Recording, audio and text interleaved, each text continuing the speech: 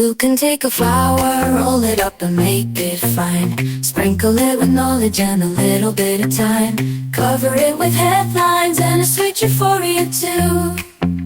Cannabis Man, Cannabis Man, Cannabis Man. Spreading news and joy across the land. Diving deep into the growing green. Cannabis Man, we're all keen. Ooh yeah. Ooh yeah.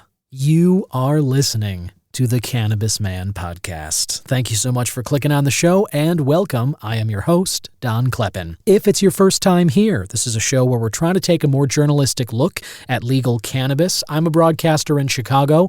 You can hear me do news on WGN Radio Saturday mornings and other times throughout the week, 7:20 a.m. And I've been a personal cannabis user of going on about 20 years here. I found the plant, introduced to it by some friends of mine after high school. Going into college, I found that in addition to enjoying the social vibes and a party atmosphere, I also found that it helped me get to sleep at night, which is something that I'd struggled with regularly.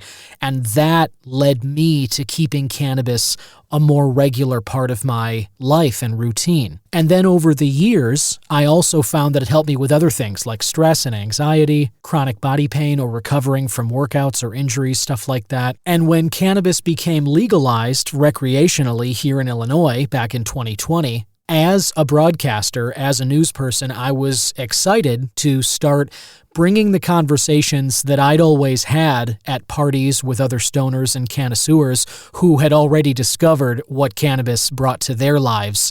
I was excited to bring those conversations to the mainstream, out to the masses, to people who hadn't yet tried cannabis maybe, or never thought to give it a shot because of the reefer madness and sort of propaganda that many of us were exposed to last century. And unfortunately, I am recording this now May 7th of 2025, and that still has yet to happen. Even as cannabis does get expanded legally in states around America and countries around the world, medically and recreationally, there is still a lot of resistance, a lot of pushback on this plant that humans have used for thousands of years. And so that is what led me to strike out on my own and create this Cannabis Man podcast so that I could bring conversations with experts to you, whether those be doctors medically prescribing cannabis to patients or scientists who are researching the plant in their labs.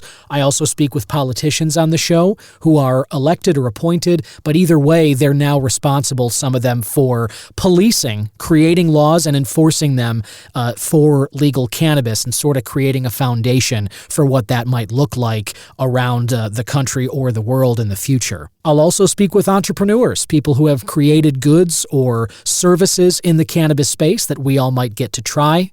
I'll speak with journalists who are covering this plant, this space, PR people, or in the case of my expert guest today, lawyers as well. Something very important as cannabis is being legally changed, its status changed all around different states and whatnot. As this landscape in Green Frontier continues to expand, understanding your rights and what's legal versus what is not, based on which territory you find yourself in, or if you're somebody looking to start a business or grow your business or whatever, finding out what options are available to you and staying on the right side of the law is critically important. And it's often more difficult in the space of cannabis to stay on the right side of the law than it is in many other fields and other industries. And so my guest today is a longtime advocate and somebody who came up as a litigator, and as she says, she is now a recovering litigator, but she started a law group which is really focused on helping people navigate these murky waters of legal cannabis. And that guest would be Lauren Rudick of Rudick Law Group, and I'll get to that a little bit later. I'll also share with you on these episodes various news stories. I like to collect some headlines that I think are worth your attention and worth knowing about, and I like to keep you up to date through these episodes. I'll also review some products, and I've got a few of those to tell you about today, some of which I really loved, and others I think you should probably avoid. And of course, I like to wrap up the episodes with High Haiku, which is a little bit of poetry, a short one, so that I'm not, keeping you stranded here wherever you're listening to this, if it's in your headphones, if you're walking around, exercising, if you're driving. I'm not doing this just to flex my poetry muscles here, but I do find that the haiku is a little way for me to have some fun at the end of the news segment and at the end of the episode to just kind of lighten the mood a little bit, because for those of us who have been in the cannabis space or holding our breath for a change in status under the Controlled Substances Act, like the rescheduling hearing, which we were supposed to get at the end of January of this year, and there's still no word yet here in the beginning of May as to whether that's going to happen. So the point is, there's a lot of frustration for those of us who have been stoners for a while, who are connoisseurs in the space, and sometimes I find that a little high haiku goes a long way toward lightening the mood there at the end. If you would be so kind, and if you haven't already, please leave a rating or a review for this show, however you're listening to this. If it's on Spotify, scroll down, hit one of those stars, whichever number you feel this is worth, right underneath the artwork of this episode. Same thing on Apple Podcasts. Most of them function that way. Or if you're on YouTube right now, make sure you're subscribed to the channel. Leave a comment. Love hearing from you. Getting the fan mail. You can also text the show at any point. If you scroll down in the description notes, you'll see an underlined link that says Text Cannabis Man. I've got some fan mail that I'm going to read later on today, and I love hearing from you. If you got any questions about cannabis, if you got any suggestions for guests that I should speak with or products to try, I am all ears, and I love when you engage with the show. So without further ado, let's open this episode up. It's the Cannabis Man Podcast.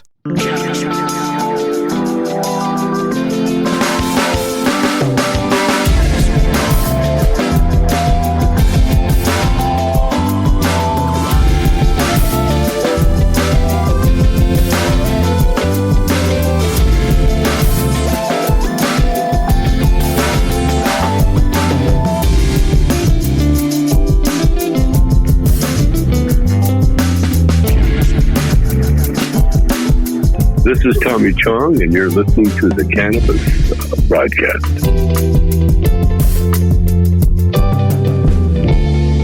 Yeah. Alrighty. Thanks again for joining the show. And I want to let you know briefly before we get into it here, there's a programming note that I want to tell you about.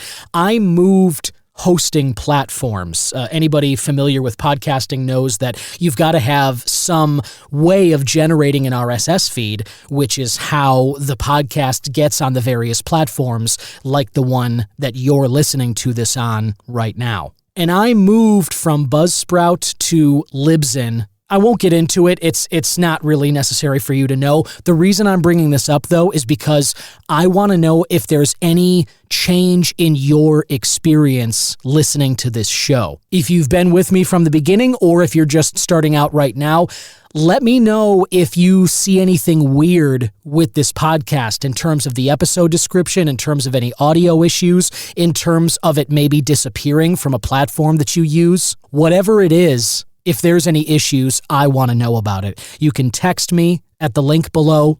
You can follow on social media, however you want to reach out. You can hit me on my website, donkleppin.com, Kleppin. But that was something I wanted to put out there because this is the first time since I've started this that I changed the platform on which I host it. And I just want to make sure that in terms of your experience, the listener, that nothing has changed for you. So I'd appreciate it if you could point me in the direction of anything that has changed if you notice it. I am recording this episode on May 7th of 2025. And over this past weekend on Sunday, it was May the 4th. And that's noteworthy in my house for a couple of reasons. The most corporate reason, the most widespread, I think, awareness of this holiday now comes from the Star Wars community. If you're a fan of Star Wars, if you like the original series or any of the Disney shows that have come out since, like Andor, which is out there on Disney Plus right now, any of these shows, if you're into Star Wars at all, May the 4th has really become this major holiday in the space. And so my wife Gretchen and I have been introducing our daughter Violet to Star Wars for the first time, really, because Violet was around last year at this time, but she was only a few weeks old, so she definitely wasn't absorbing anything that was that was happening. So it was cool this weekend to just kind of put on some of the movies, the original trilogy, and some of the music, and just see her kind of react to certain things. We have also been singing the original ending song to Return of the Jedi, the Yub Nub song from the Ewoks. But May the 4th is also sort of a somber day for me. A friend of mine, my best friend growing up, Jack Litwin, passed away about 10 years ago, I believe 11, as of late June this year. His birthday was May 4th, and he and I certainly watched a lot of Star Wars together, played a lot of video games, spent a lot of time together throughout high school and in the years afterward, just doing all kinds of stuff and having a lot of fun. And I miss my friend just about every day. And I just want to give a shout out to his mom, Jackie Litwin, who is still just doing a great job and staying strong, keeping his memory alive. And so I just want to say I love you, Jackie, and I miss you, Jack. Love you, buddy, and missing you every day. Wish you were here. Hoping that you're having a nice Yub Nub celebration wherever you are, getting to hang with some Ewoks or the like. Now, turning back to cannabis here, before I get into some products that I want to tell you about this week, I got some fan mail from a listener. You can send fan mail anytime you like by clicking on the Text Cannabis Man link in the description notes below the title of this episode. But I got a message from one Chris Berry from LaGrange Park, Illinois. It reads as follows: Hey Don, love your podcast. Thank you, Chris. Your topics are spot on and always interesting. One topic I think would be informative and important is vaping. I'm constantly seeing articles about how dangerous vaping is, and I think you might be able to speak clearly about vaping and what you found to be true or not so true. Thanks for your consideration, and again for providing information that benefits everyone. Best, Chris Berry. Thank you, Chris. I appreciate the message, and I appreciate you listening, my man. Love when you engage with the podcast, and as I said, anybody else want to send a message, you can click that Text Cannabis Man link below. Chris, I think that's a great suggestion. I will take that under advisement. I've reached out to a couple of experts who I think might be able to shed some more light on this topic. Vaping is definitely a murky topic right now in terms of what is the best way to go about it. Dry herb vaping, where you just break up some flower like you would a bowl and putting it into a product like a Dynavap or one of these other dry herb vaporizers. I've had great experiences with those. But then when you get into the concentrates like oils or some of these other things that you might see in the carts, whether these are disposable, just one use, or if you get the cart and you put it on a nice pen and you use it for like a month or so, those vary widely in quality, and I totally get your point about the dangers and some of the problems that those pose. I myself, one of the issues that I've run into and I've talked about on the show is that when I use those carts with concentrates in them, a lot of the time I end up sneezing for whatever reason, and I've only found one or two that haven't had that effect on me. But as I said, I'd like to get kind of a scientist in here or somebody who can speak a little bit more with authority on this topic in terms of what some of the dangers are maybe and what maybe to avoid. But I will say, if you're into vaping, if that's kind of your preferred method of consumption, the best thing to do is nowadays, thankfully, in legal cannabis markets, a lot of these products have nutrition labels on them. The best and most reputable companies will even give you a QR code sometimes where you can scan it and you can get information directly linked to the batch of that product that you have in your hand. I would say for right now, if that's your kind of thing, just make sure you're sticking to reputable companies. You know, the phrase "do your own research" is a little bit weighted these days, and I feel like it can be a little problematic because it sort of puts the burden on people. I don't know if you, listener, have debated people on the internet about any topic, but nowadays when someone throws out the phrase "do your own research," I find it to be a little bit of a kind of a loaded phrase or a little weighted because sometimes it feels like they're just washing their hands of the debate, where they're just like, oh, well, I'm not going to argue this point. You can look it up for yourself. But the reality is the internet is just this deluge of information, good and bad, valid and completely not valid. There's just as much misinformation and hooey on the internet as there are legit research papers and proven knowledge agreed upon by a consensus of experts. So when you tell somebody do your own research, it's kind of like, go out. It's not like you're setting them up with a library card and saying, here, go talk with this expert. It's basically like you're saying, hey, you go out into the world and find your own treasure or whatever. I just don't feel like that actually helps anybody or moves the conversation forward at all. But the reason I bring it up now is because I do think some degree of all of us doing research is warranted. We should be looking at things ourselves, but the crucial distinction I would make is trust the consensus of experts. That's what I would say.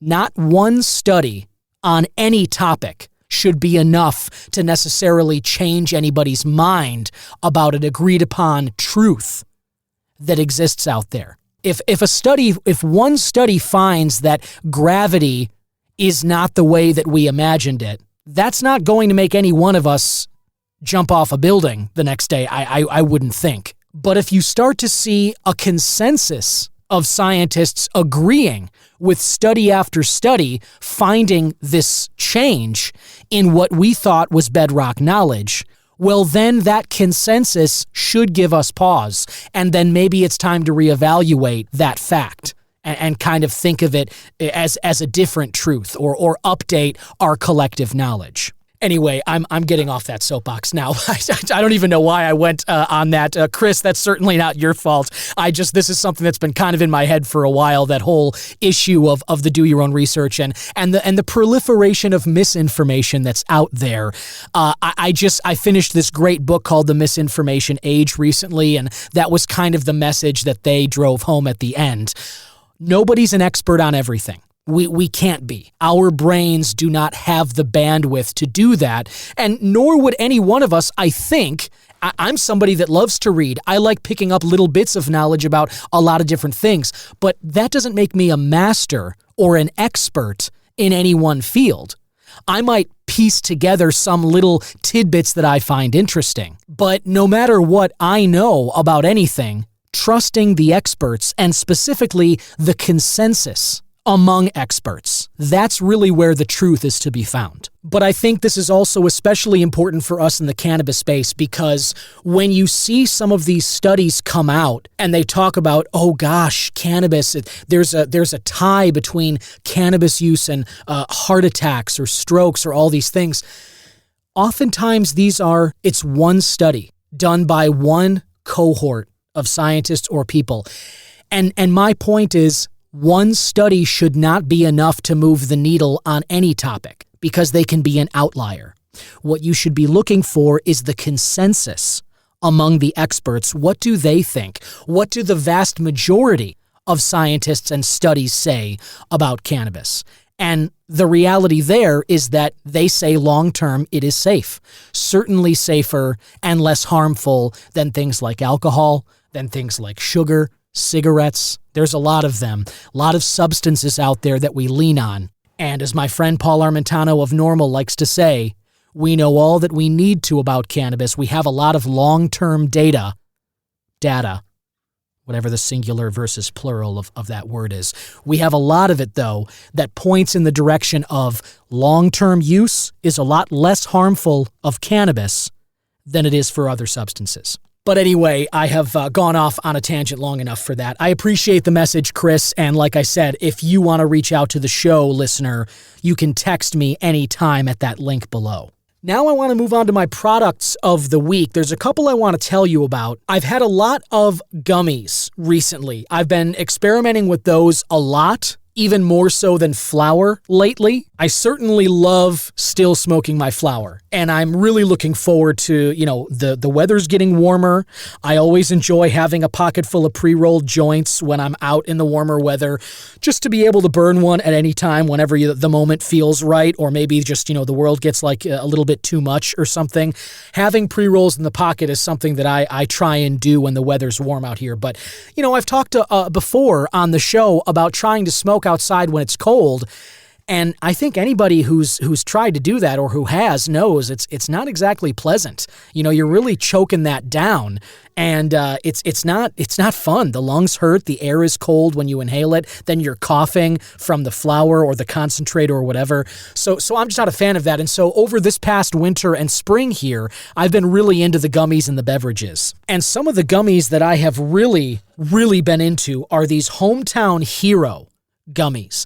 I talked about those last week on the show. They were kind enough to send me 4 flavors: pomegranate raspberry, passion fruit guava, honey lemon ginger, and then they have a sugar-free pineapple coconut flavor. I enjoyed all of these, except I will say that sugar-free flavor of pineapple coconut. I was so intrigued by that, and I love the approach of offering sugar-free gummies.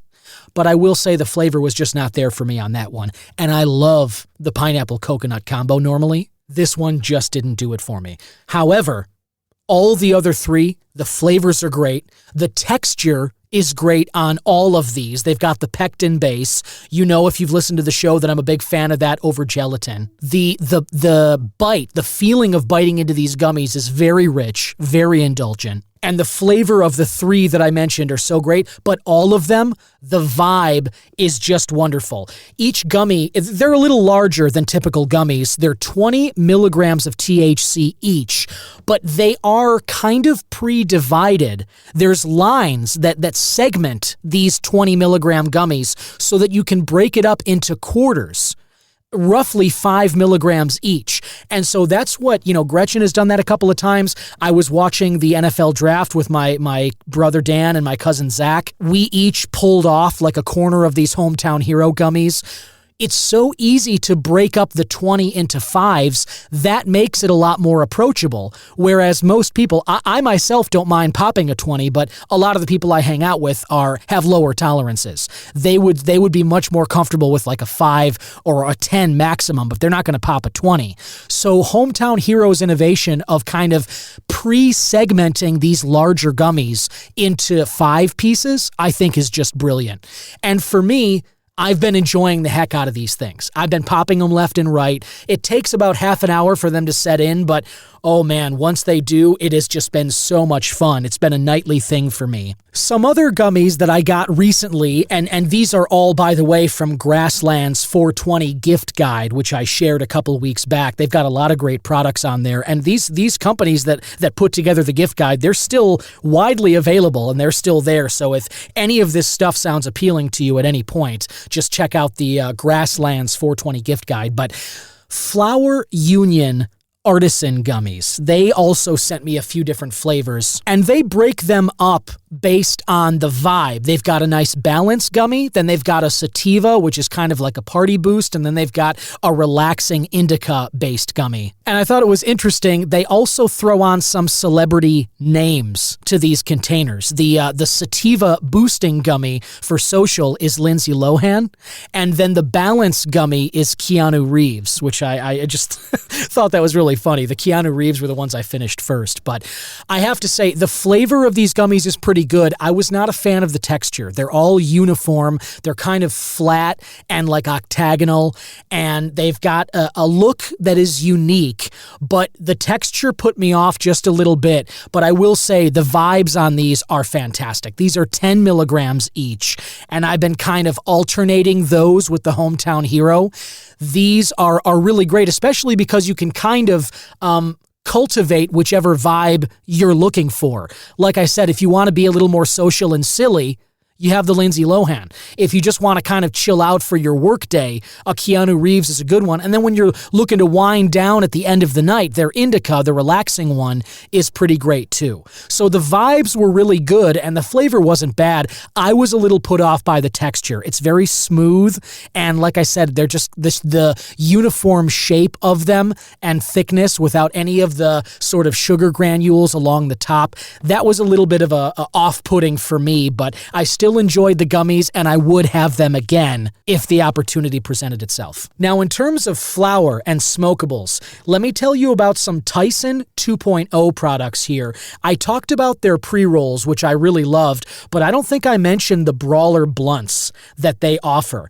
These things are hefty, and I adore them. They're 2 grams. So I don't know if you, listener, are somebody that has gram joints or gram and a half. These Brawler blunts from Tyson 2.0 are 2 grams. They were kind enough to send a few different flavors over, Gelato 44, their Dynamite cookies, as well as their Knockout OG. Their hash coated and diamonds infused. You've been seeing a lot of these THCA infusions in terms of joints, but one of the reasons I like these Brawler blunts is because they have glass tips. All of them are glass tipped for a little bit of a smoother experience, and then you have the outside of the wrap coated. It says right here that it's kind of the hash coated. I found it felt to me like they were coated in keef more than hash, but either way, the blunt, even though they're called blunts, they're not wrapped in blunt wraps. They're using joint papers, and they're just thick and stubby with the glass tip. So it's not super long, and you don't have the slow burn of like the blunt wrap, but you get this keef coating, and it's really smooth through the glass tip. And I split these things up. I would usually, I'd hit it 3 or 4 times, and then I would put it back in the glass tube. Then it would go out, and I would take it out again later. And then a couple of weeks ago, when I was golfing with my buddy Kurt Vorbroker, who's an excellent graphic designer, he's doing some great work for Allen Brothers Steaks right now, we split one of these Brawler blunts through the round, and I was still able to walk out of there with about a third of it left. But he and I smoked it periodically throughout the 9 holes. It was really great up to about the 7th hole, and then I think I went over the top. You know how sometimes when you like smoke just the right amount and you're able to do things like you're focused, you're locked in, if you're playing darts or pool or golf or something, you're the right kind of loose so you don't feel any pressure, but you're still able to kind of remember the muscle memory and do everything the way that you're expecting to. That sweet spot is really awesome, but it's so easy to go past that.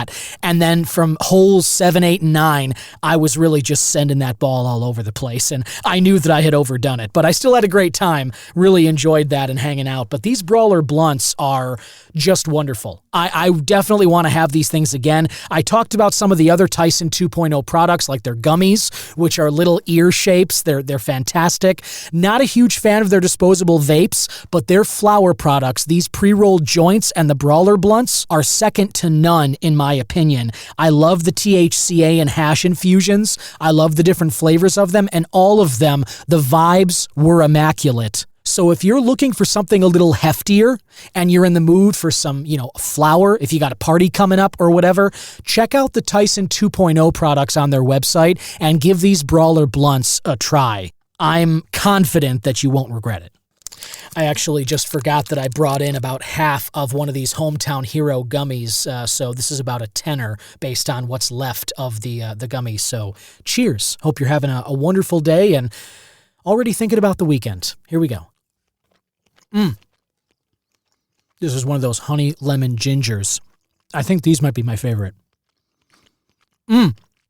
So good. So good. But now we move on to this week's expert guest interview, and I'm hosting Lauren Rudick this week. She was kind enough to join the show to talk about her law group. She talks about being brought up in California and how her parents were always very friendly with the plant. She's always had a good relationship with it. She talks about coming up as a litigator and what made her decide to change her career path and start helping people rather than just when they got into trouble, she'd come in like a hired gun.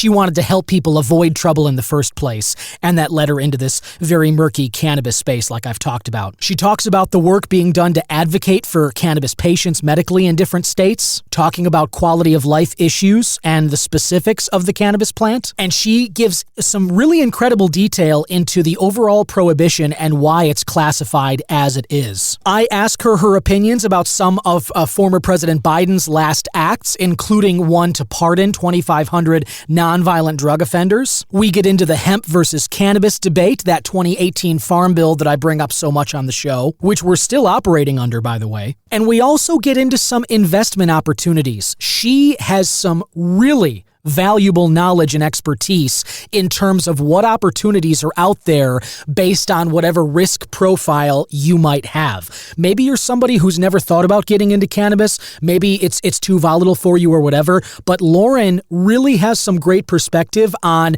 the various sort of lanes that you might get into regarding cannabis. It's not just investing in farms or retail spaces either. There's so much more in legal cannabis and so many more businesses that have, sort of varying levels of risk. And Lauren gets into these and talks about risk versus reward and the stability and security of where any interested parties can think about putting their money. That being said, you know that this is not an investment podcast. I am not giving any, absolute financial advice here, but I do think that Lauren's perspective on this is really valuable, so I thought it was worth sharing with you. So here we go. My guest today is an expert on the legal side of things relating to cannabis, as well as some investing perspective, which is always valuable to have. She is a litigator and a premier strategist, and she ended up founding a law firm which now has offices in New York City, Jersey City, and Latin America. So she's multiple countries here, all across the world, with extensive experience in cannabis and hemp law and regulations, which, as you know, because I've talked about it a lot on this show, that is sort of the current battleground. One of the forefront issues in legal cannabis is this cannabis versus hemp. Ever since that 2018 farm bill, a lot of states now considering hemp bans and stuff like that. So I definitely wanted to bring her on and speak with her about these things, as well as, everything else going on in the rapidly evolving cannabis industry and others related to it. Agriculture, tech, biosciences, and psychedelics. All of this is within her purview, as well as various legal aspects, that is, like investment support, startups, and team building and competitive technical business licensing. She is definitely wearing many hats, and she can help us kind of clear up a lot that is going on in the very murky waters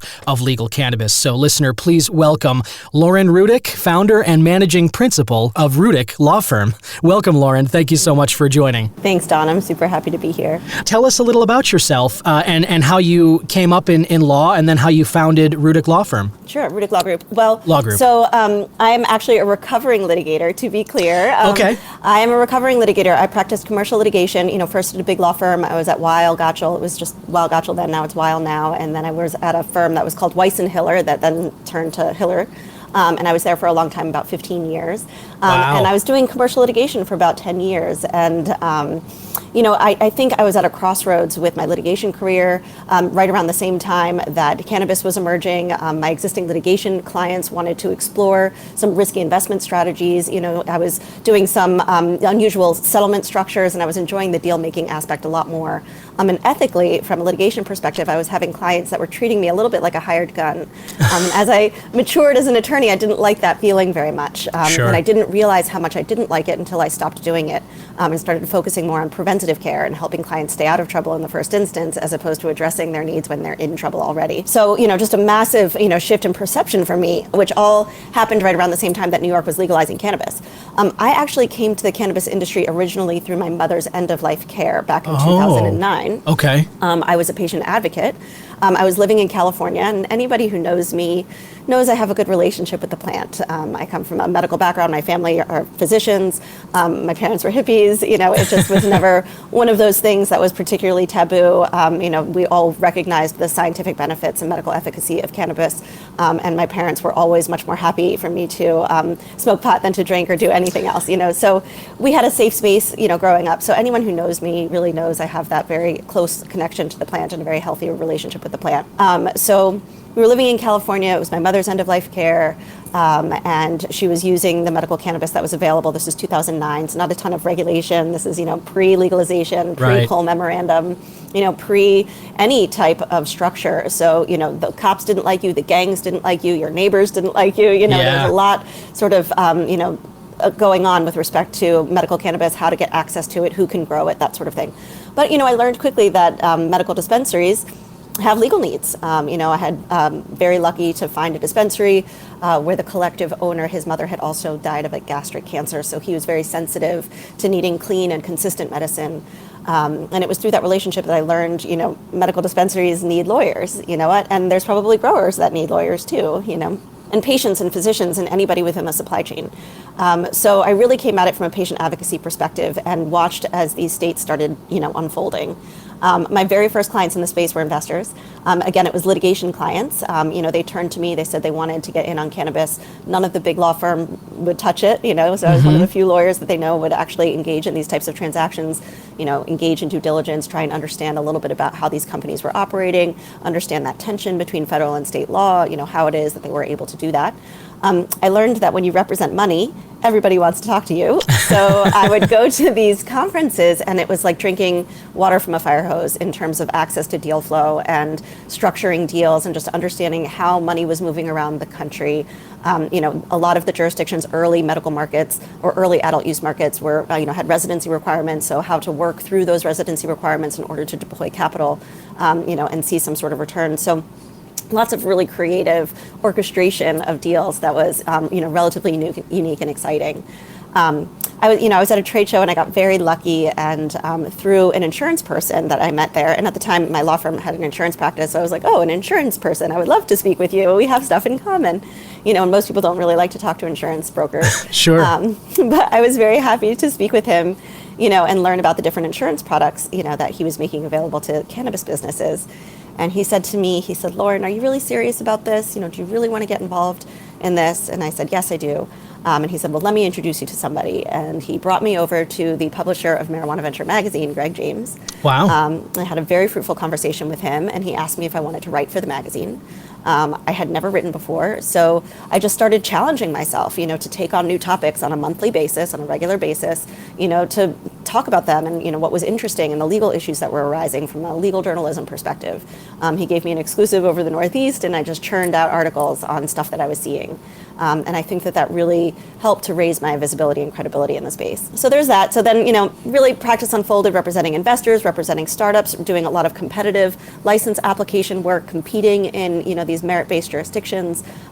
We were very lucky to win the top score in most contests in which we competed, so we found a real good niche. It was, right around, I think 2016, 2017, we brought a very massive federal action against former Attorney General Jeff Sessions, the DEA, and the DOJ in an effort to deschedule cannabis on constitutional grounds. Wow. Which, made it up to the Court of Appeals, was dismissed on a procedural technicality. The Supreme Court did not grant cert. They said that we had failed to exhaust our administrative remedies in trying to get an administrative rescheduling. But we knew at the time, representing patients who needed medical cannabis to live, that it would take far too long, and also futile because Jeff Sessions was in charge of the process, and right. He had expressed extreme antipathy to cannabis and the people who use it. So really great case, great experience, a ton of exposure. So it was through representing investors, writing, taking on that case. I really dropped my fees at the very beginning. I took on a lot of early social equity businesses, legacy to legal transitions, trying to just learn as much as I could, and the practice really grew from there. And then about 2 years ago, I wasn't my former business partner and I just were not seeing eye to eye in terms of how the firm should grow and scale and how the practice should grow and scale, and it became very clear that it was time to make my own moves. And so I founded Rudick Law Group in January 2023. And I'm very excited that we just hired another attorney, so we are growing quickly, looking forward to expanding into psychedelics, possibly death with dignity, wills, some accompanying areas there, some very connected areas. We do a lot of succession planning and continuity planning in New York and New Jersey, where there are requirements for women-owned businesses and minority-owned businesses and stuff like that. Prohibitions on transfers. So we do a lot of that planning anyway, and we figured to add those practice areas. as adjacent. Gosh, Lauren, there's so much there, and I appreciate you sharing all of that. I mean, that is quite a journey. And first of all, sorry to hear about your mom. I know it was probably might be a while ago, but obviously that never gets any easier. And I guess I will just say that I am glad that you were in California and she was in a place where she could get at that time early, the access to medical cannabis care, because so many people I talk with on the show were at other parts of the country, and just whether they didn't have access because of the jurisdictions they lived in or because their parent still believed kind of the propaganda from last century and all that stigma that we still deal with today about cannabis and the plant and everything. It's great to me to hear that you kind of came up from that background and that your mom was totally willing and open to it, which I know must have helped, at least with some of the big quality of life issues that she was facing there. And then just, your perspective coming from a law firm and just going through the litigation side of things, I can totally understand, as you mentioned, recovering litigator, it's like that whole world can be really, really stressful, can be very personal, I suppose, where it's transactional, where it's just kind of like, people bring you on, as you said, as a hired gun and then don't really, let you know on anything else, or they don't want you around for like anything else and stuff. So I can only imagine how moving into this space must be just so much more rewarding. And as you said, then you get into writing about it, covering it sort of from a journalistic side of things. Now you're, not only do you have experience with law, but you're also covering the space and you're getting experience with media too, which I know, being in this myself, it's like, it's so interesting because there are few spaces with as much going on, with as much changing in terms of laws, in terms of stuff. And lastly, I just want to say that I know everybody who's listening must have perked up when you said you brought that case against Jeff Sessions, because he's kind of a boogeyman, obviously, in the space. I think a lot of us who were around at the time can remember him and his crusade against kind of cannabis and really just speaking a lot of the old talking points, like right out of the DARE public education stuff. And we do still see some of those. There are plenty of groups that I see come into the newsroom inboxes that are writing press releases that still use that language. I've called out some of them on the show and everything, but they're still very prohibitionist and they still are motivated to keeping the status quo unchanged. And so I think the work that you're doing is really important, both on the legal side of things as well as the coverage and writing about it. So kudos to you. And we do a ton of teaching too. I mean, for 4 years, I did, the Practicing Law Institute, Fundamentals of Cannabis. I'm one of the founding teachers of the Cannabis Training Academy in New Jersey, which is the very first free technical assistance program that is available for anyone who wants to operate a cannabis business in New Jersey. So we do a ton of education. Me and the lawyers at our firm, we have a huge commitment into providing both legal and business education. And then independent from the law firm, I also sit on the board of directors for a company called Breeders Best, which is a record label style producer of unique cannabis genetics. Yeah. I like to geek out on the plant and some of the fun, causes and effects. But we try to, our approach is rooted in love and admiration and really a desire to see the research through and to help patients and to help people and use cannabis to achieve social equity. And so we're so rooted in that it doesn't feel like work. We're so happy to take on our clients. We're so happy to do the work because it feels so consistent with just our life goals and policies. Yeah, totally. I get that. And also, I mean, the Breeders' Cup is huge and just being able to offer that education side of it. The education is something that, again, I try and talk about a lot because there's nothing else that's as much like this. I compare this law-wise to alcohol, to tobacco, sometimes, mostly alcohol now, but only because there's only, that's the only model that I can kind of see that that is applicable to what's going on with cannabis now, and where it was prohibited for a while, now it's not. The difference is that, people rely on cannabis to live. People rely on it for quality of life. Like, no one would ever say that about alcohol, right? Or anything like that. Two of the plaintiffs in the lawsuit against Jeff Sessions, one of them was a medical refugee family that had to move from Texas to Colorado in order to have access to life-saving medication. She had an epileptic disorder that needed, regular cannabis use. Right. And another was a parent of a child who had a myocardial disease. I might be torturing that. It's all right. He would have to travel and illegally transport cannabis to bring it back to his home state of Georgia, and risk child protective services and all the things, just to be able to quell the pain that his son was in, from this very terrible disease, and cannabis was the only thing that could help. So it is really unique. And when you look at the reason why cannabis ever wound up on the Controlled Substances Act in the first instance, which is supposed to be a classification that's rooted in public safety, it has nothing to do with public safety. Instead, cannabis wound up as Schedule I drug as Nixon's sort of retaliation essentially to war protesters, and also he had the racial bigotry associated with it. And when you can't punish people for being black, and you can't punish people for protesting the war, you prohibit their drug of choice instead, totally. And so I played some audio that was unearthed by the New York Times of Nixon, where he in his Oval Office, he's admitting that basically he knows that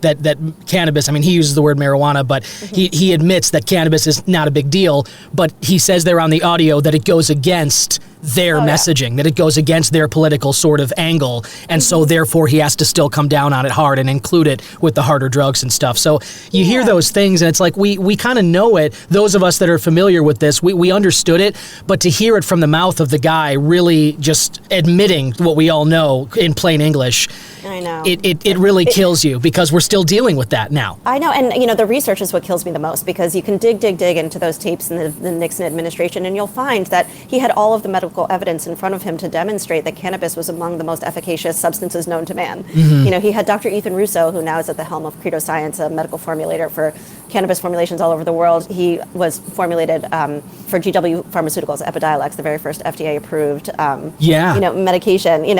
We know he did the Missoula study demonstrating during that era that cannabis was wonderful and very efficacious and was not harmful, and notwithstanding that, and the federal government even owns patents on cannabis as an antioxidant and a variety of other things, which defeats the classification for cannabis as a Schedule I drug right there. Exactly. But nonetheless, it sits there as a Schedule I drug purely for political reasons.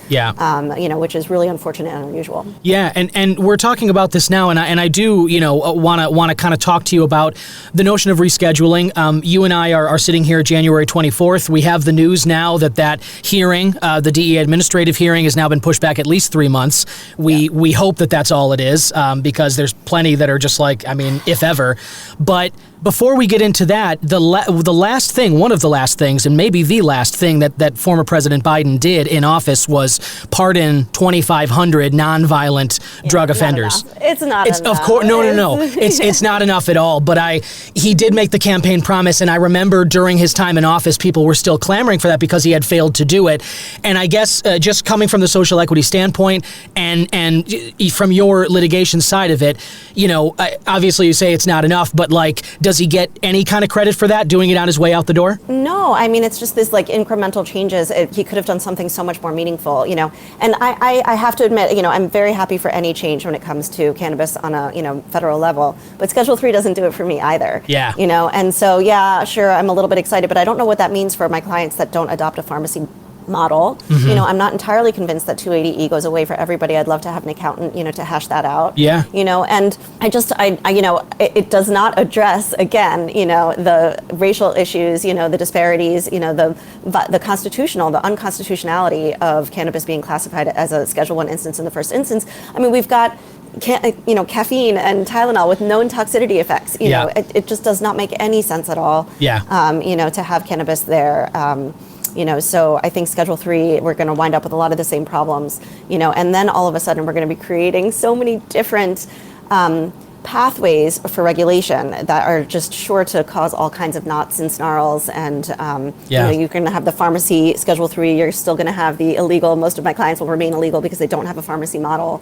You're going to have the hemp, still happening under the Farm Bill. Federal state dichotomy is just going to get worse and worse. Sure. So I worry about Schedule III. I'm happy for it not to be Schedule I anymore. I'm happy for parents not to worry about child protective services when they give cannabis to their kids. But and I'm hopeful it will increase the movement of money and investments, and I'm hopeful that banks will be more hospitable. It doesn't quite open up research. There are additional barriers to research, even if Schedule 3 is achieved. Right. So I think, people are very excited to see movement, but they really should understand it's not going to be that meaningful. No, I get you. And I've tried to sort of parse that nuance on the show as much as I can. It's a step, which is certainly progress, and we're happy about that. But as you pointed out, it's not nearly enough. There's so many people I speak to who it's like, why bother with it rescheduling at all? Let's give us descheduling. And, I try, and I would love that. But, it's one of those things where you kind of feel like the federal government, especially, and I want to get your take on this too. I've brought up on the show a lot, I think, how ridiculous it is that an administration like the DEA, an agency whose own self-interest is tied up in keeping cannabis Schedule 1 because it deals with their funding, the amount of agents they have, the amount of control they have, what they can send their agents to go and do, and which businesses they can, hold up and all that. We had a story last year, I think it was October or November, where DEA agents grabbed totally legal product in New Mexico from a business and just said, hey, tough, because the federal laws haven't changed. So from your perspective, as somebody who's been steeped in this field for so long, and the law part of it as well, don't you think that the DEA should be somehow removed from this arbitration process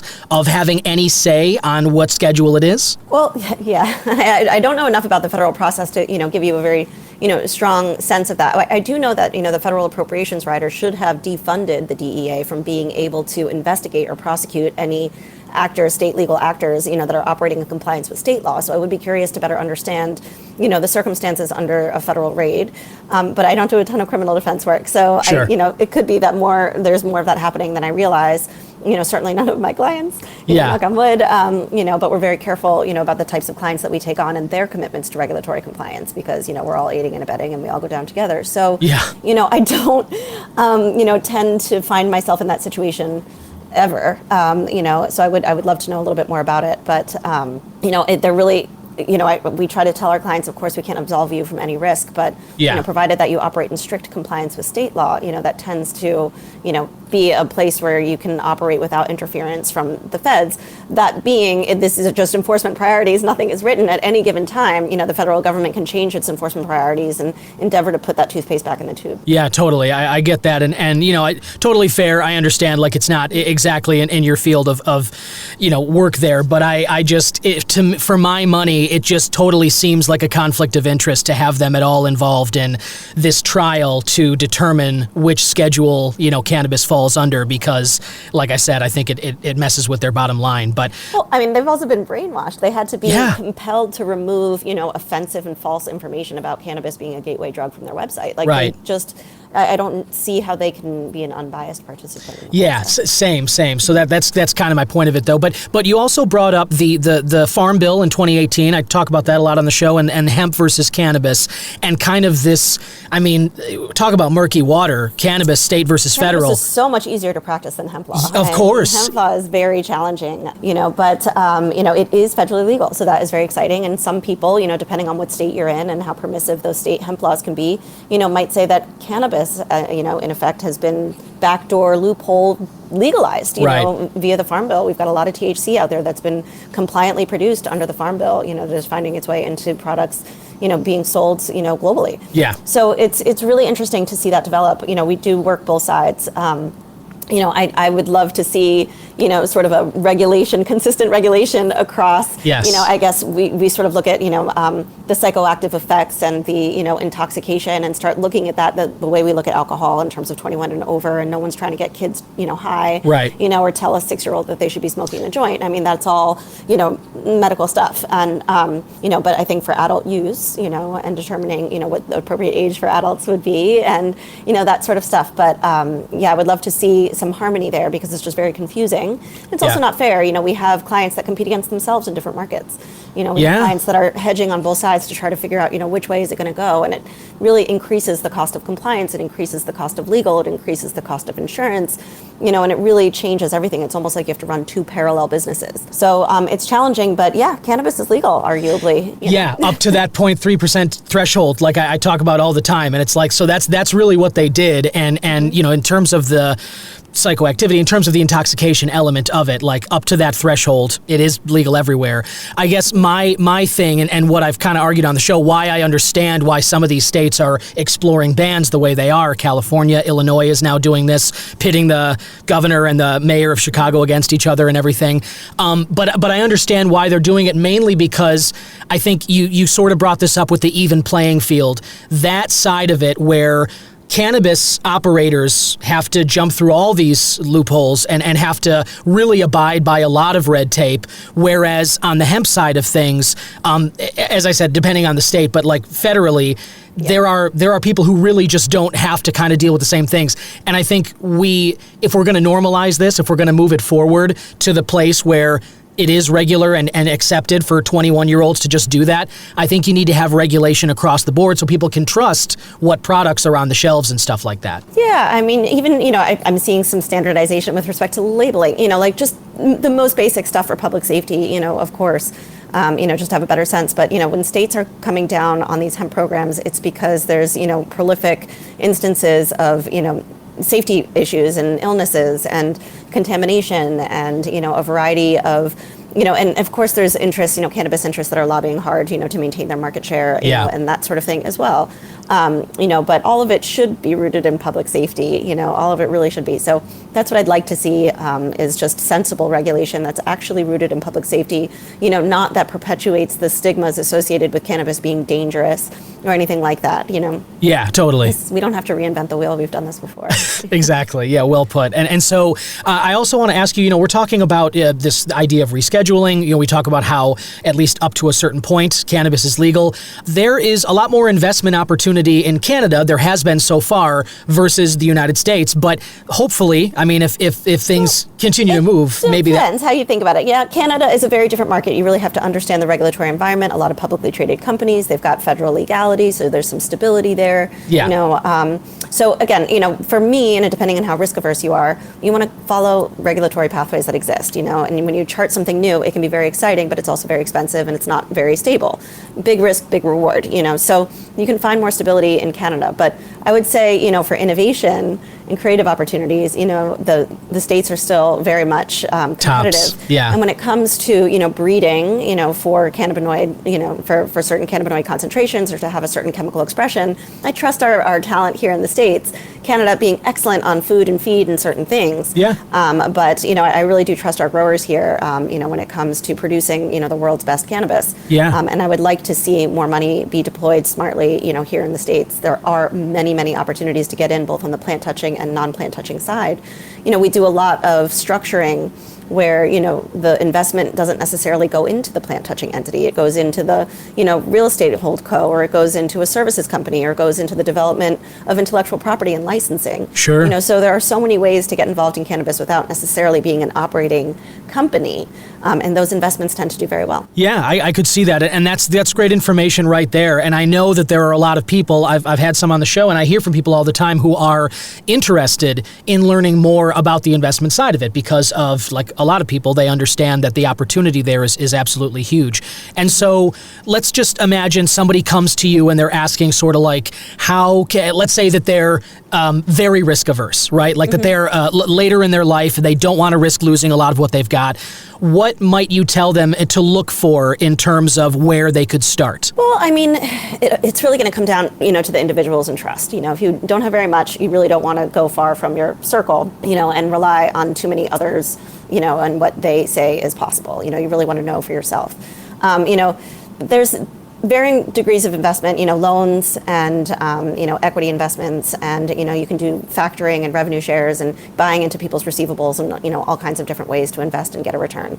Hard money loans are very, very interesting. I keep telling people, give me a microloan business, I'll crush it for you in cannabis. The loans between like 10 and 100,000, that very last bit of money, that bridge to get people what they need, that last package order, that last push to the manufacturer, whatever it is to get their products to market tends to be very challenging for a lot of these bootstrapping, self-funded businesses, and a lot of social equity businesses that aren't looking to incur too much dilution, So I would say hard money loans, they're immediate, fast return, but you want to make sure that you've got that appropriately secured and collateralized because, what I would first say to somebody is if you don't have a lot of money, maybe cannabis isn't the right industry for you. Because, Sure. You take the amount of time that you need and triple it. Take the amount of money you expect you're going to need and double it. And when you think you're going to get that return, again, it's just the timing. Everything takes longer. Everything is a little bit more expensive.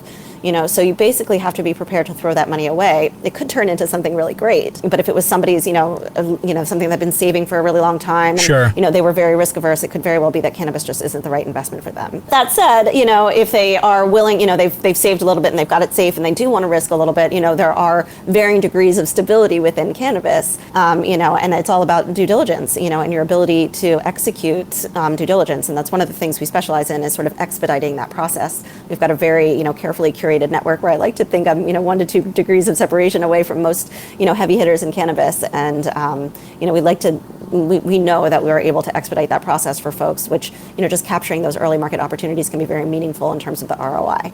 That's one of the things that we do specialize in, just because we've seen so many deals. We've participated in so many different markets and so many different licensing schemes, multiple states, 12 states.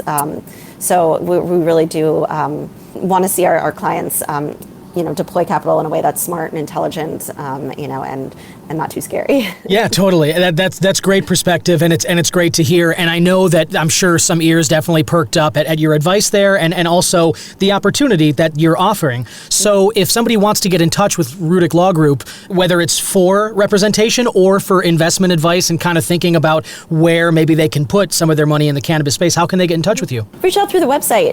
We've got a nice website. You can find me on LinkedIn, Lauren Rudick. You can go to our website, rudicklawgroup.com. You can email me at lrudick at rudicklawgroup.com. I have an Instagram page, Lauren Alley. It's amazing how many legacy reach out to me and only use Instagram as a means of communication. That is okay. Yeah. I don't love it because of attorney-client privilege, but I want to make sure I'm getting information from my clients, and I'd rather them tell me. I think lots of different ways to get a hold of us. We definitely specialize in, like I said, expedited due diligence and helping investors figure out, where they want to invest, how they want to invest, how much to invest, what the terms of those investments and deal structures could look like. It's definitely one of our favorite things to do. So would love to support this audience. That's wonderful. So listener, as you heard right there, you can go to rudicklawgroup.com, which is RUDICK lawgroup.com, and you can contact Lauren there, who is the founder and managing principal of Rudick Law Group. Thank you so much for stopping by today, Lauren. It was a pleasure talking with you, and your perspective is very valuable. Happy to have you back on the show anytime. I'd love to. Thank you so much, Don. Take care. Bye-bye. And there you have it, listener. Want to thank one more time my guest, Lauren Rudick. Really enjoyed my conversation with her. I hope that you got some value from that. I felt like she is somebody who's been an advocate for so long, talking about being there for her parents at the end of their lives and helping with the quality of life issues they were facing in a really tough time. And just getting her perspective on what she tells her clients and how to kind of navigate this very sort of murky landscape of legal cannabis while we are still here in this world where cannabis is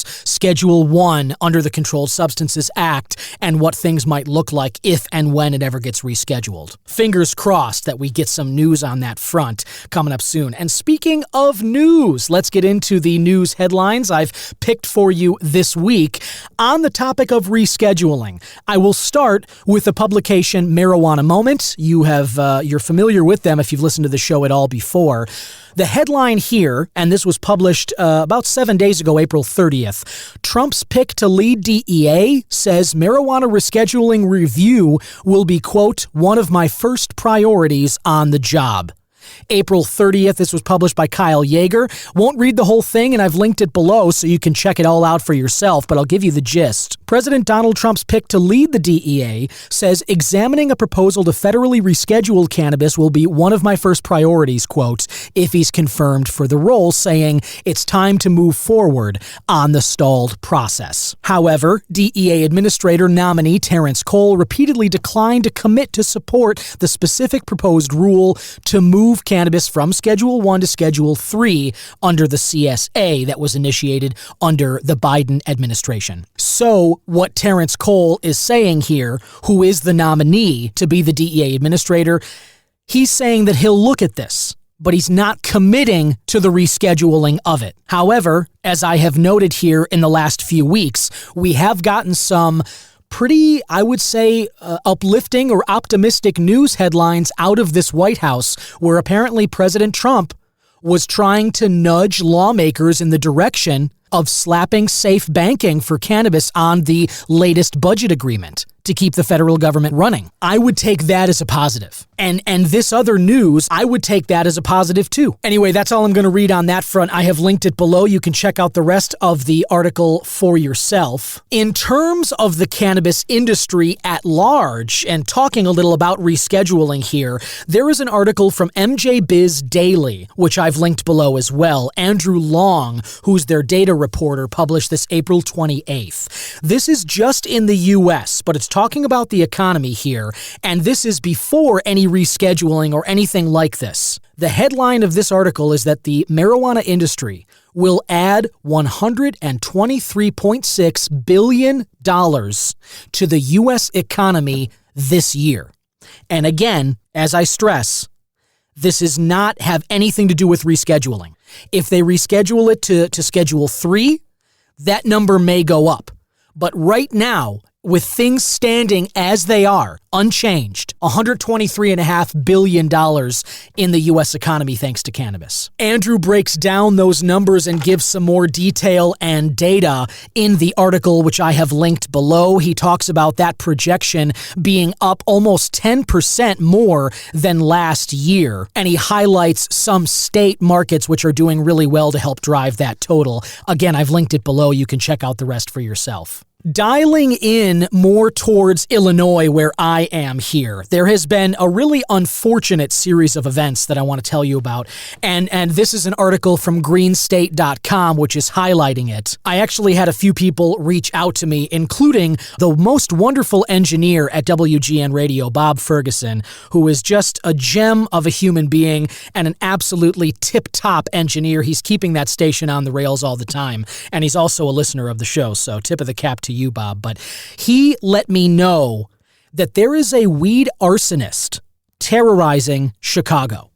That's the headline of this article from greenstate.com. They put it out yesterday, May 6th. Kara Wheatstock is the author here. And I'm not going to go through all of this, but Bob sent me a different article as well. I believe it was from Axios. And as of Saturday, this happened over the weekend, an arsonist has hit 3 cannabis stores with a nasty weapon. This latest was in Villa Park. The police department there put out a release Saturday announcing the 3rd attempted arson at a cannabis dispensary in 2 weeks. Each event happened in the early hours at about 3 to 4 in the morning. A suspect wearing all black broke the window, in this case, of the Villa Park cannabis store and threw a Molotov cocktail in there, triggering an alarm, which brought police and fire rescue teams to the scene. The suspect fled on foot, and the flames went out soon after it was thrown through the front window. And as police search for the person responsible, greenstate.com and Kara notes here that this is part of a larger issue. This is not the same dispensary that's been hit all 3 times. This person also, they think, because it's a person with a similar build that's the suspect, wearing all black clothing and a face mask. The other 2 attempted arsons occurred at Chicago Cannabis Company in North Center and the Cannabist in Jefferson Park in the same early morning time frame. The suspect, who's believed to be male, broke the windows of each store before throwing the Molotov cocktail into them as well, and CPD in response put out a business alert with tips to avoid getting hit next as they search for this suspect. Now, all 3 dispensaries have since reopened after they cleaned up, but police do not have a suspect right now. They're seeking citizen tips where available, and they don't really have a motive either, except that this suspect is seemingly targeting weed shops. Nothing has been listed as stolen, and the person leaves the area soon after throwing the cocktails in the windows. My question is this somebody who's hoping to light some product on fire and just get a free high? Obviously not, because they leave shortly after throwing it. And I also have to say, thankfully, it doesn't seem like these Molotovs are that well put together if they're going out pretty immediately after being thrown, which is a good thing. I'm not here suggesting that the suspect become a better chemist and make better Molotovs. That's not really my point in bringing this up. My point is, if you are in or around Chicago, if you're in any of these neighborhoods, Villa Park, North Center, or Jefferson Park, be aware. You got to be aware of this, because this, Until they get this suspect under control, these arsons are not going to stop. And it's really disturbing that this person is seemingly targeting cannabis dispensaries. I mean, God, I've talked enough on the show about the safety issues that many dispensaries are facing because of the Schedule I status. They can't use banks. They can't use, they don't have insurance the same way. They oftentimes they can't, depending on what sort of dispensary you're operating here, what your brand is, they can't all hire private security. And I'll tell you, speaking from the Chicago side of things, the city is not providing any security for these people. They're not sending CPD officers to patrol cannabis shops. So these owners, these business owners, are kind of on their own if they want to hire private security for stuff like this. It was bad enough when the bud tenders in places like Colorado or elsewhere who have to deal in all cash because, again, Schedule I means they can't have bank accounts, can't insure their products, can't get access to capital or loans like other, businesses can. So a lot of these bud tenders had to leave at the end of the day with bags full of cash. And that obviously made them the target of criminals. Now we got a freaking arsonist at this party? This is crazy. Crazy. So hopefully, I am hopeful that maybe rescheduling is done here, and maybe that means something in terms of security or making this whole process safer for people. But in the meantime, if you are in any of these Chicago neighborhoods where this arsonist has targeted dispensaries, be on the lookout. Beware. This is something that's not going away right now. And I will certainly update you with any new information regarding a suspect or a motive or anything like that as we move forward in these next few weeks here on the Cannabis Man podcast. Heading up to the northeast now from Illinois, in New York, there's another article here from Super Beverage Information Group here. And this article says that illegal cannabis products have been found for sale in New York dispensaries. This was also published yesterday from when I'm recording this, May 6th, by Christina Skibo. It's a fun name to say. By the way, Christina in this case is spelled Krystina. Interesting spelling that I've never seen before. I won't read the entirety of this article. I've linked it below just like all the others, but I'll give you the gist. An alarming new investigation put out by members of the New York Medical Cannabis Industry Association has uncovered that illegal cannabis flower smuggled in from the West Coast is being sold in licensed dispensaries across New York State. Lab-verified findings confirm that at least two widely available brands, Heady Tree and Runts with a Z, were not grown in New York and entered the state illegally, according to the organization. Bulk quantities of out-of-state products easily made their way into New York and onto the shelves of legal stores due to state regulators not implementing a track and trace system. I will take a little bit of umbrage with the term easily there. I don't know how this author or anybody from the Medical Cannabis Industry Association would know how easily this product was smuggled onto store shelves, but that may be quibbling a bit here. The investigation continues. Advanced testing from a fully accredited Office of Cannabis Management lab in conjunction with academic partners analyzed the flower to identify pesticides, soil types, and metals and determined with high probability that the cannabis from these brands was grown on the West Coast. They have linked in this article where you can view those findings, and I've linked it below, as I said, so if you want to check these out for yourself, you can. Hey, do your own research, right? You actually can here because I'm helping you by pointing you in a specific direction. Not going back to that soapbox, don't worry. Additional testing is ongoing to verify other brands suspected of nefarious activities, according to the organization. That's all I'm going to read for now. Again, I've linked it below. Let me know what you think about these things, though. You can text the show anytime, or as I said, follow on social media, or reach me on my website. Last article I want to share with you here, which I thought was really cool. This is from leafy.co.uk. This is very exciting. New cannabinoid discovered during search for anti-cancer compounds. This is from researchers out of South Korea. They identified a previously unknown cannabinoid called, wait for it, boy, I'm going to butcher this, Cannabisoxa. Cannabisoxa. Cannabisoxa. ELSOXA. Cannabial soxa. Why can't they just... it would be great if these scientists, before they put these articles out, maybe they just had a talk with a marketing person. Just figure out, some way to just squeeze these terms down so they're a little more digestible. I want to celebrate this. I want to shout this from the rooftops. Is anybody going to shout Cannabial soxa from the rooftops?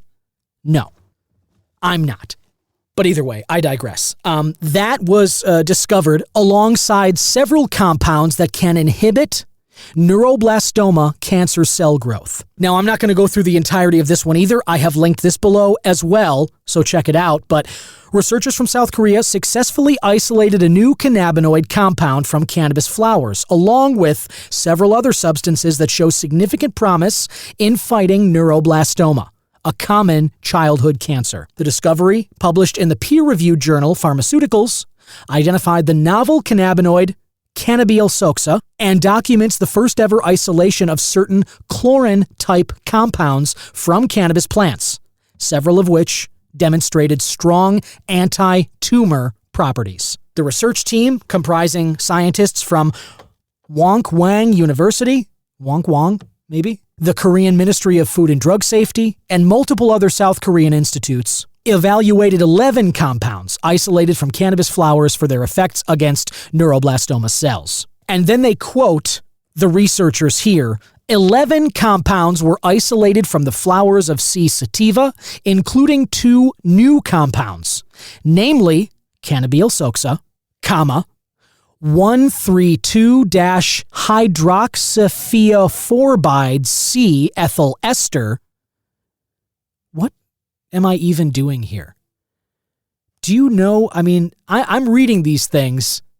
This isn't even fun. It's not fun. I thought I did everything right here. Okay, I started this show to talk about cannabis products and to just share some fun news with you and keep track of new products coming out and recommend them and tell you which ones to avoid and let you know warn you about, attempted arson and stuff like that. I'm just, here trying to do the best that I can. I'm just a guy in Chicago talking into a microphone who loves cannabis. And here I am now somehow on the hook to pronounce things like Cannabial soxa and 132-hydroxythioforbide C ethyl ester. What in the world did I sign up for, man? You just don't know. You just don't know how deep the water is until you wade in. That's what I say. But how else are you going to know? You'll always be wondering on the shore unless you wade in there. But this is what we get. Anyway, those are the 2 new compounds, which I've said enough. And then 6 known cannabinoids together with the first isolation of chlorin-type compounds from this plant, end quote, the researchers wrote in their paper. And that, mercifully, is all I'm going to read from this article, which, like the others, is linked below, and you can find it there for yourself. And hey, have a fun little challenge for yourself and see if you can read those out loud without stumbling over them, which I just failed to do. And let me know how that goes for you. You can text me at the link below. And now... That's enough. Yes, Snoop, that is enough of the news and enough bad news and enough trying to pronounce these chemical compounds from South Korean researchers about cannabis. Forget it all. Now, it is time for the High Haiku, read for you by my man, Reg Kiefer. Take it away, Reg.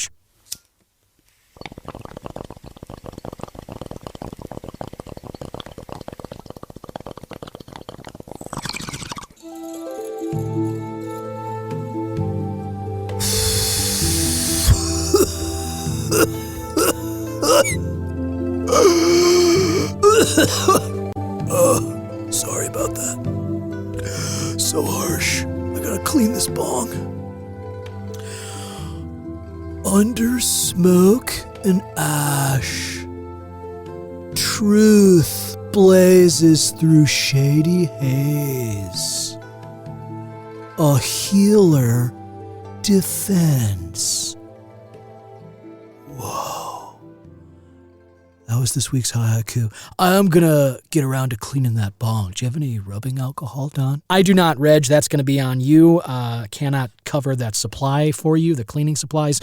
I said you could bring your own bong, and yeah, that thing does need to be cleaned, absolutely. But thank you, as always, for reading the High Haiku, and thank you for filling up my booth with bong smoke. Really appreciate that, too. And I appreciate you, listener, for putting up with that, sticking around through the end of this episode. I'm getting high on reefer. As Niles just said, now it's time for me to go get high on some reefer, and I hope you can, too. I hope wherever you are, whatever you're doing now or after you've listened to this, you can light up, strap in, do whatever it is you got to do next, but enjoy some wonderful cannabis. As I like to say, reach out to those you love. Send them a text, give them a phone call, work out a time to hang out. I promise you won't regret it. Life is short. It does go by fast, and when that option's taken off the table, there's just nothing you can do about that. So enjoy that time with those you care about while they're here. Hopefully split some lovely cannabis with them. And let me thank my guest, Lauren Rudick. Let me thank the fine folks at Hometown Hero Gummies, as well as Tyson 2.0 and Flower Union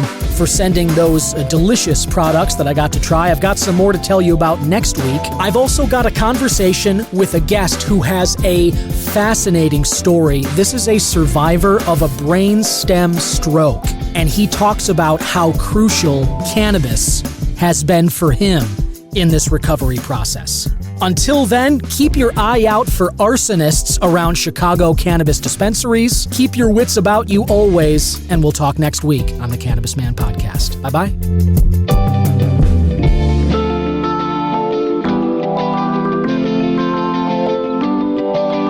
Cannabis Man is 100% originally crafted by myself, Don Kleppin. Original theme music written and composed by Yusu Kim, aka Good Son.